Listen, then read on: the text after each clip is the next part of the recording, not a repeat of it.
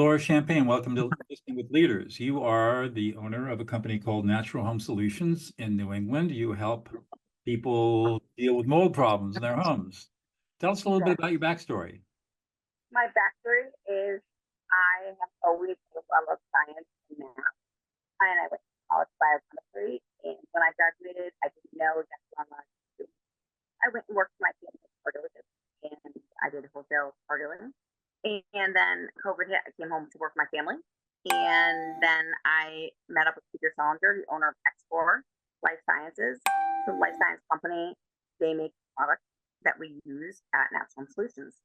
So it's enzymes and not chemicals. And I feel very passionate about it because I love science.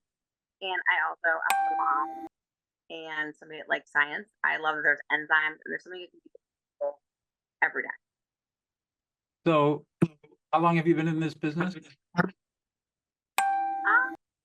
About 3 years. 3 years. And what did you do before that? I was I wore every. Is there a way you can get closer to your phone? Your audio is really weak. Yes, I was in a wholesale car dealership. So what's really interesting is when I deal with realtors and with house flippers, banks, I understand the struggles they go through. Because my family, as I grew up in an entrepreneurial family, and I traveled with my dad since I was 2 years old with cars. And when you're flipping a car, flipping a house, looking at different things, not every house is the same. Starter home is very different from a very large, fancy. And the same thing applies for us. Everybody's needs are different, and that's in the mold industry. I always try to talk to customers, what is their use their state, what are their intents, and I can gauge. Even working with realtors, I can gauge what person's needs. I can do everything soup to nuts, or I can work with customers. They can do some stuff for themselves too to save money. And I love that I can help people. And so they're very different industries, but they're also similar. So what is it that gets you up in the morning and gets you excited to go to work? Honestly, like in college, I was a TA, and I really like people. I love describing. I love teaching things. There's a lot of misconceptions about mold. There's always a hot button in real estate, and it's changed. It's lead paint, asbestos. The newest thing is mold, and a lot of people don't understand the way mold grows. And I like that I can put things into words people understand. People get scared about it or are nervous about their families, and I can provide a cost-effective way for people to help people, and also explain. Even if they don't use me, I can help them understand it, and that's really cool to me because I'm. So you take the fear away. Yeah, take the fear away. Yeah, if you think about mold, and we all hear about it, right? In Connecticut, we had a scare at a bunch of schools, and COVID actually played a big part in this. And I'll get to that. But the way mold works is everybody understands plants. You take a seed, you plant it. Everybody knows that you need soil, water, sunlight, right? We all learn that at a very young age. Mold actually is the opposite, but it works very similar. So it actually does feed. We still have to feed it and water it. I don't know if you're out of California, but I know here I'm in New England. You think of cold, right? And like around Christmas time, winter, we've had 70-degree days. Nobody turns their air conditioning. You get that rising humidity, and we all see our grass does, right? Our grass comes back every year. And all of a sudden it goes, oh, I know what to do. So mold, the part that aggravates people's systems, which causes tons of health issues, is the spores. The spores are literally like the dandelions. I don't know if you guys have dandelions out there. We all picked up things, and the kids love to go on them, and their parents are crazy. You're gonna ruin the lawn. But that's their microscopic little seeds. So when they land, and then you introduce these crazy humidity, or water comes in from anywhere. Water is an intrusive force, and it can literally wreak havoc. So when you introduce the water source, a food source is actually anything porous. So your drywall, wood, fabric, plaster, all those things are a food source for the mold. And then you add water, and they like dark spaces. Now it starts to grow. We've also had a trend in commercial things where we want to revitalize different areas where there's plants and things that have moved out of the country. And now these places are vacant, all these factories. And now they turn them into condos and real estate and everything. But they weren't shut down properly. You have water intrusion, everything, and they're all full of wood. And even if you put new things in there, the mold is living within those sources and they will come back out. Maybe not right away, but you don't want to start off a multi-million-dollar project with a source of problems because everybody is, unfortunately, and you don't want to all of a sudden have a problem. And now, what really started this whole discussion about mold is from the military. I'm sure, I know out here we've had advertisements about Camp Lejeune and other military bases, and that's really what started. They started winning lawsuits, and now people are very sensitive to it. But nobody really knew where it came from. But everything is inflammatory response. So that's really where all this started from. But some people don't even understand why they are concerned about mold. They know that they should be concerned, but they don't really understand where it originates from. And then with our colleges, we all thought it was going to be 2 weeks with COVID, 2 years. Nobody really shut things down properly, and there's fluctuating humidity. So that's okay. So what is it that's unique about you, Laura, that you bring to the business that kind of makes you successful and sets you apart from everybody else? Around here, you call me, I mean, people can call me from everywhere. I'm passionate about what I do.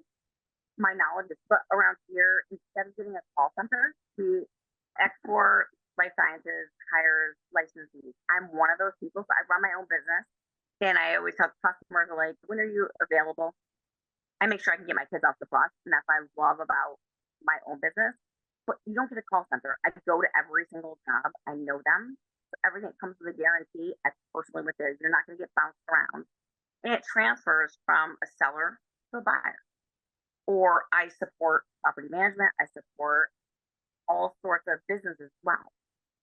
And you're not getting, somebody that doesn't know what was done. I speak to everybody personally. And so you get me as a service. I do have a couple of people that work with me, but I go everywhere myself. So how many crews do you operate? Right now. Just you? Yeah. That's literally, yes, it is me. Yes, I am the one that crawls around. I have a biochemistry degree from Trinity College. I never thought I'd be crawling around at it. But one of the great things is, as an entrepreneur, you have to be respectful of everybody. Down the road, I did it all myself. My dad always taught me. Can you move a little closer to the phone because you're breaking up on me? My dad always said, you can't ask anybody else to do anything you wouldn't be willing to do yourself. Absolutely. There's no way you can ask an employee. You can't tell an employee they didn't do a good enough job because you can't do a better job. So I can't do myself forever, but you also have to recognize that and learn that way and grow a business from the bottom up. You have to literally do it. So how important is listening in your business? Is what? Listening. Listening? Oh, very, very important. Because like I said, every customer has different needs. So we have to communicate together. Where did you learn how to listen? From my parents and from Really? business. Yeah. My customers that I've dealt with there's wholesale, so I dealt with a lot of people, same customers on a weekly basis to help me start my business. With this, they're car dealers, they're not in the mold business, but they wouldn't have stood by me if I didn't have that sort of respect. And so how do you, I'm sure that not every job is a perfect job. What do you do with the jobs that go a little bit sideways and people get a little upset? Try my best to listen. And what are you looking for? I have some customers that have been difficult, that have unrealistic expectations. When I try to communicate with them, I listen to them, and we come to some sort of agreement. And for example, I have one attic that we were doing that so if people could, you heard of black mold? Oh yeah, black mold. You know, it doesn't exist. There's no scientific definition of black mold. I'm You sure. can, I'm sure there are thousands of different kinds of molds. yeah, there's one that grows, and then in different times of year, which is important that we do which is the best way and what type, if there's mold present. You can sometimes actually you see it, yeah. But if you really need to know, you have to do an air test. And you always have to do a control outside. Because whatever's going on outside, you want it to be less intense. So we have no control of the outside. So there's one house I went into the attic. This family was very concerned. And we brought it down by 96% in the attic, which is extremely that's well within any sort of that's a very good margin. And the enzymes still stay behind, they keep working beyond that. Also, from there, when we first did the initial test, it was during more of the colder months. Outside wasn't doing much. When we did the post test, was during the bloom. And compared to outside, both the types of spores that I found outside, they were over 80, one was 82% and one was 86% less than that. Attic, you have stable light, right? The air is traveling through it. And it was still down. And unfortunately, they were not pro because they wanted 0. And I was like, you have open air, you have open ends on your roof. Everybody gets to breathe. Homes have to breathe. And really, that's a double-edged sword because we want our homes to breathe, but also the newer homes, at least I know in the states that around me, they have all these energy efficiency things, and you're actually floating. So it's one of those things where you solve one problem, you create another. And it's very interesting to watch the patterns. I've gone houses that are from 1700s. I've done houses that every single decade, or like typical, if you follow the building trends, each one has its own unique set of issues. I don't know which one's better than another, but there's it's always a different challenge, and that's what keeps you interested in the work. It's cool, and I'm learning everything, and I love that. Like I would always, like, hey, I'm kind of I love different challenges, and in the 50s, they thought that the vent from the bathroom into the attic that would take care of itself. And you see a whole host of issues, like it doesn't go anywhere. You can literally see the mold right above the bathroom. It's just like, but the older homes than that actually breathe better. And it's crazy. Like I said, you solve one problem, you breathe. You never know. We don't know what's right. We're all just trying our best. This is really interesting. I'm curious. One more question for you. What's one thing about yourself, Laura, that we would never know about unless you revealed it to us? I've also one of the a semi-professional water skier. When I graduated in college, in 3 years instead of 4, because I'm that like focused. And I actually worked at the water school down in Florida, and so my son is 9 years old. He does water jumping, and I've been on the water. I was 10. I ran that, and so my most rewarding thing I do right now is I work with adaptive, so disabled people, and I help. And it's the most important thing. But being focused on me, it's really cool to give back. National Solutions supports that as well, and it's something that's happened to me, and I can help give back to. Good for you. This has been a really great conversation. Thank you so much for taking your time out today and rushing for your job to be able to do this. I appreciate it. No problem. No problem. Thank you so much.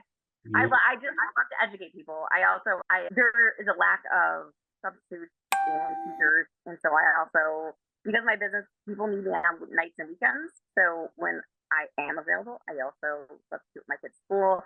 And when there's nothing else to talk about, I'm like, do you want to hear something else? And I teach them about mold. There you go. Good for you. Thank you so much. No problem. Thank you so much. Thank you for taking the time. Bye.